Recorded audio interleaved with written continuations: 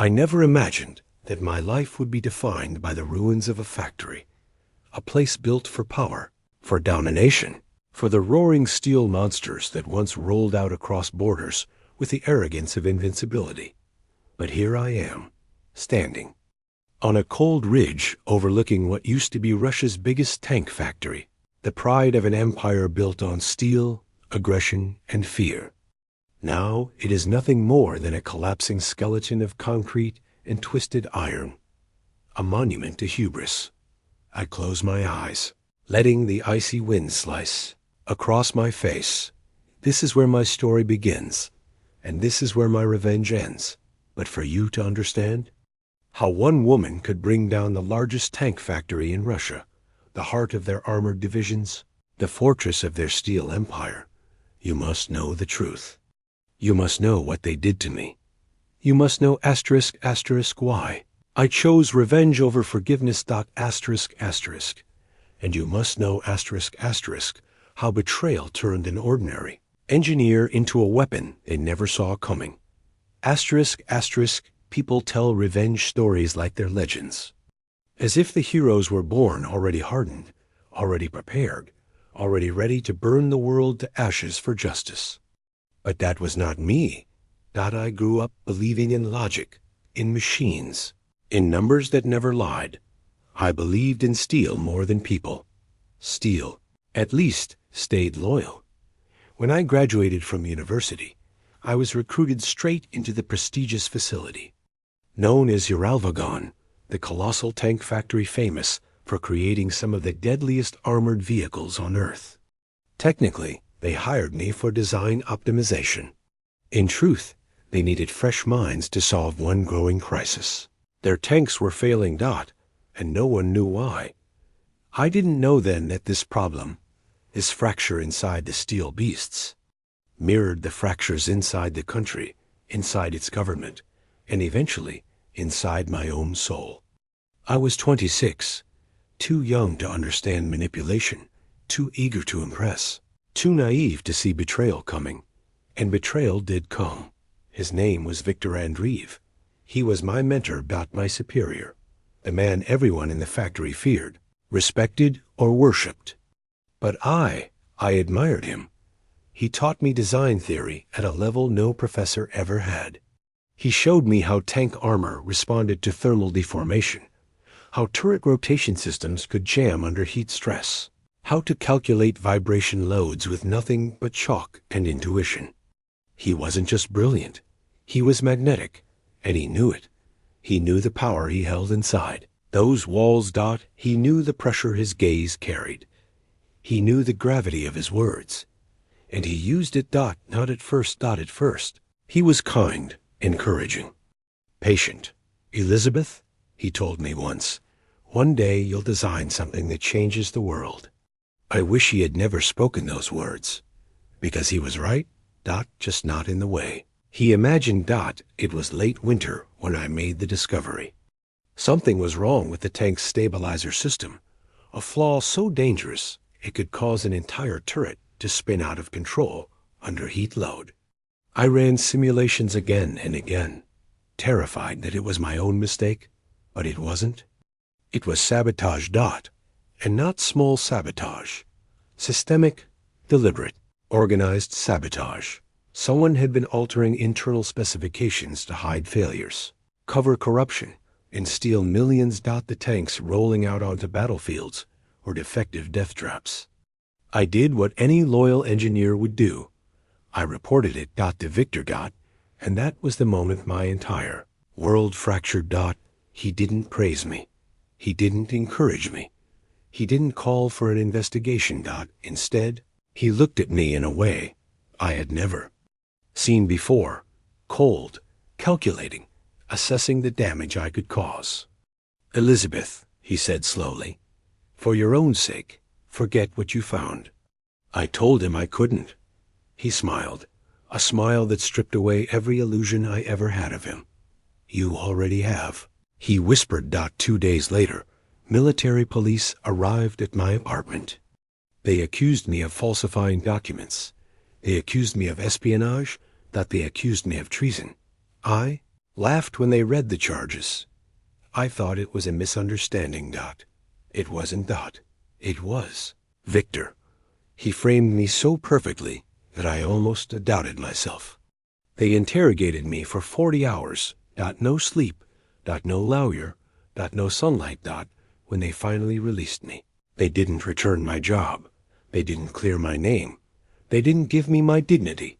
They gave me a warning. Disappear. And so I did. For a time. But disappearing is not the same thing as dying. Some people fade, away forever. Others return. I returned. I fled across borders, living in hostels, working odd jobs, sleeping in train stations, haunted by the knowledge that everything I had ever worked for had been stolen, poisoned, burned down by the man I trusted most. I had nothing. No home. No family. No future. Only rage. But rage by itself is useless. Rage is a wildfire. It burns everything, including the one holding it. I would have been destroyed by it if not for one person. Anna. She found me in a cafe in Lviv, hunched over a cheap notebook, sketching tank schematics as if I were still working in Yerevan. You look like someone who spent too long believing in the wrong people, she said. She wasn't wrong. Anna had once worked inside Russia's cyber intelligence network. She knew corruption. She knew betrayal. She knew how systems collapse from the inside. And she knew how to make them collapse faster. She listened to my story, every painful detail, and when I was done, she simply said, "If you want justice, you must become more dangerous to the people who wronged you." That was the moment the wildfire inside me transformed. Rage became purpose. Purpose became strategy. Strategy became revenge. And revenge? Revenge became destiny. Revenge is not emotion. It is math. You must identify the weak points, the stress points, the structural vulnerabilities inside the machine you seek to break. The tank factory was no different from a tank. Every fortress has a flaw. Every empire has a crack. We spent months gathering information, official blueprints, internal security protocols, personnel rosters, supply chain vulnerabilities, corruption trails, private communications, encryption keys, hidden bank accounts, transfer logs, piece by piece. The truth revealed itself. Victor was at the center of a massive fraud network, siphoning billions from the tank production budget. He wasn't just corrupt, he was untouchable, unless someone struck where he least expected. Not at him, but at the factory. At the empire. He controlled. At the divisions his. Corruption crippled. At the steel gods he worshipped. We built a digital worm designed specifically for the factory's control systems. A silent ghost that would wake only when commanded. But even the perfect plan has flaws, and sometimes the flaw is human. The night before we launched the attack, Anna revealed a truth she had kept hidden. Victor wasn't just my mentor, he was her father. When she told me, I felt the world tilt sideways. I couldn't speak, couldn't breathe, couldn't think. All this time, she had been helping me destroy her own blood. Why? I finally asked. She answered with a voice that carried a lifetime of hurt. Because he destroyed me long before he destroyed you. I realized then that betrayal is not born in a moment. It grows from a lifetime of wounds. Her revenge wasn't for me. It wasn't for justice. It was for the little girl inside her who spent years trying to earn love from a man who felt nothing. And now we would both end the legacy that ruined us. Together. At precisely 3:47 a.m., we activated the worm. The factory's power grid spasmed. Machinery shut down. Cooling systems reversed. Pressure lines overloaded. Safeguards failed. Steel furnaces surged until they cracked like eggshells. It was controlled chaos. Perfectly engineered. But then something went wrong. The worm began spreading beyond the intended systems. The collapse was no longer contained. It spiraled into a full-scale meltdown. I watched as the factory, the titan of steel, The monument of war imploded in on itself. A deafening roar, a shockwave that shook the ground, fireball that lit the night sky. Entire armored divisions lost their production. Source: in one night, a military empire was crippled. And Victor? He was inside.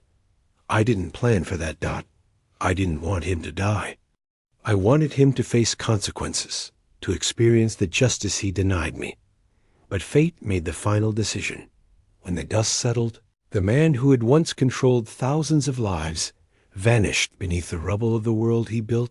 My revenge was complete. But the victory was hollow, because nothing, not even vengeance, brings back what betrayal steals. In the days that followed, I expected to feel triumphant. Instead, I felt empty. Revenge does not restore innocence. It does not rebuild your past.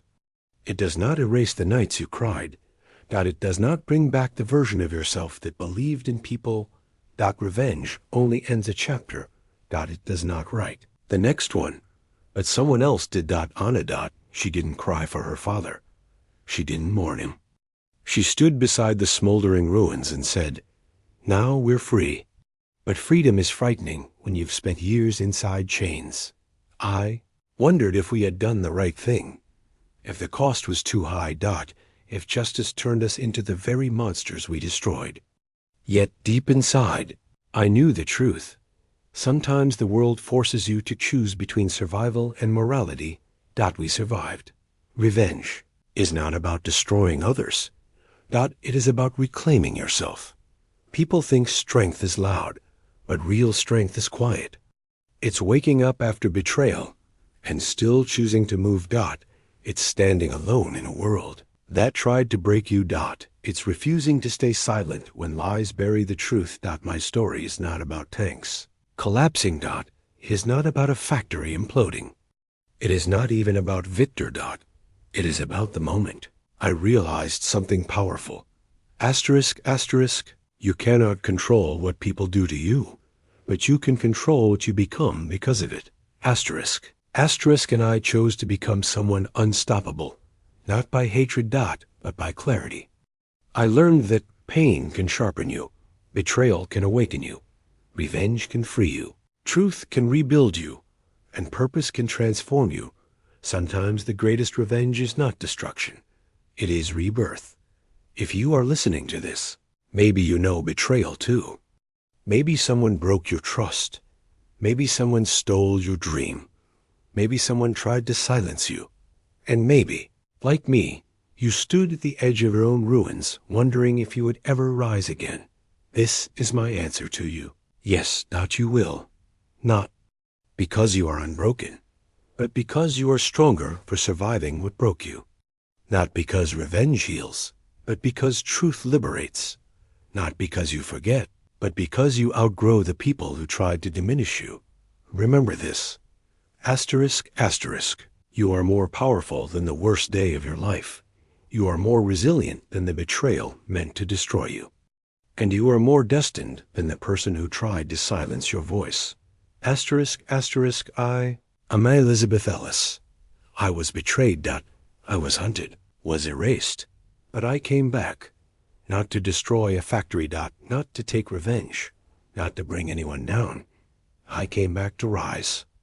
And now, so will you. The tank factory imploded.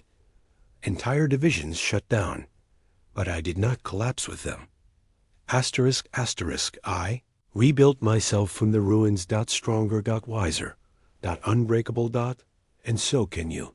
When the world betrays you, burn the version of yourself that trusted the wrong people and rise from the ashes as the person you were always meant to be. Not a victim, not a survivor.